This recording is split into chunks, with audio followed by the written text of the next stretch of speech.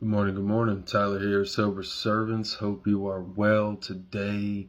Been a while. I'm so busy here painting, but I wanted to start producing a lot more content. So today I'm just talking about a little bit of a sober story and my journey here, and then I'm just going to clip it up in a short clip. So we'll see what all this is. It's all trial and error. Hope I help somebody through all of this journey and getting better at my craft on giving value in a way that people can actually resonate with.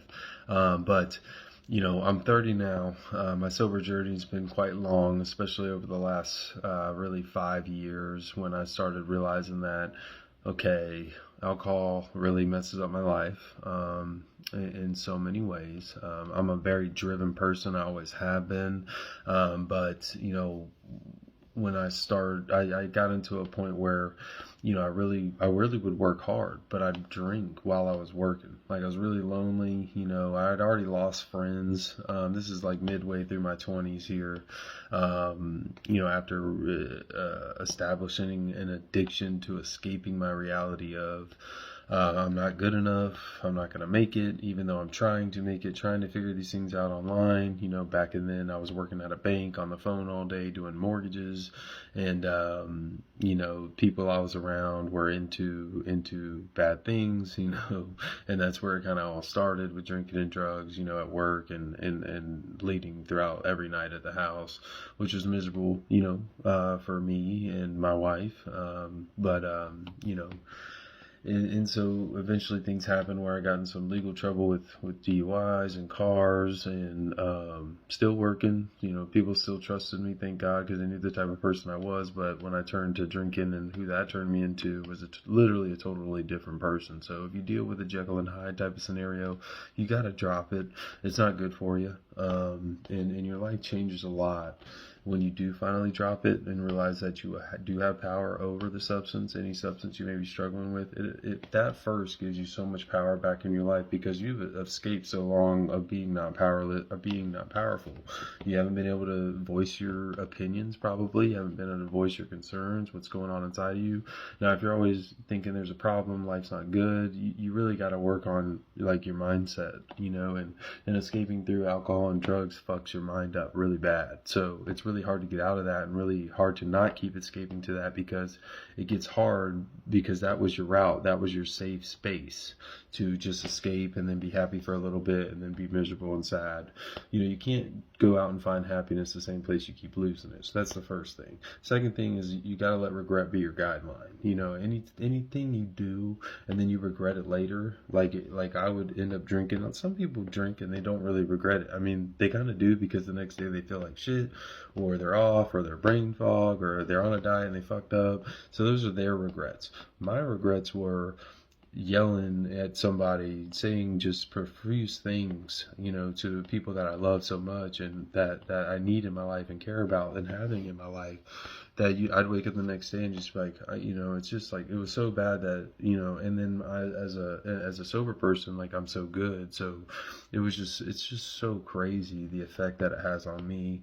And then a lot of other people out there who struggle with the same thing and never get past it, because they don't have somebody who cares for them. They leave them, they walk out on their life, and then it just gets worse and worse. They hit rock bottom, and finally they make a change, and then they come back. So a lot of people say you have to hit rock bottom, you have to go AA, you have to do the steps.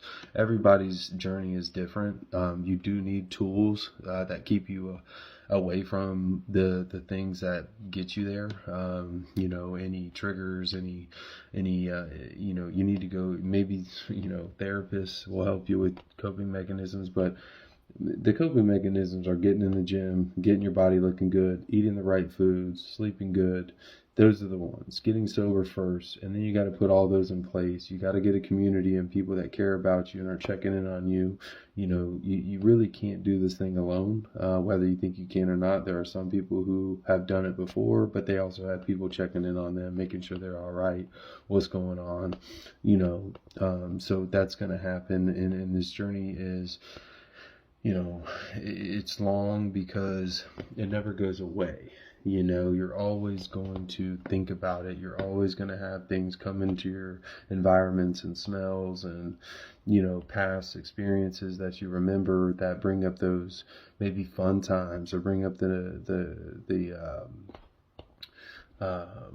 cravings for whatever it is that you struggled with. But if you start building that character you want, because I really don't think you want to be attached to anything. You don't want to be a lust drunk. You don't want to be a drug addict. You don't want to be any of these negative things. You want to be a better person. You want to be a person of value, and I think what I got in trouble with is that I'd always try to compare and say, oh, I'm not going to get this, but I'm putting this work in and not going anywhere. And that would lead me to go escape, right? When then turned into all the other bad shit on the back end of it.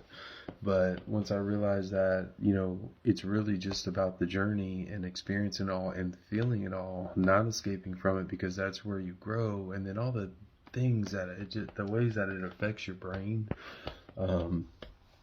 you'll realize how clear you get. Your skin looks better. You feel good every day. Not like you used to anyways. People look at you different. People respect you more, and all of these things build power. Now, I'm, again, still too early in the journey that I'm on.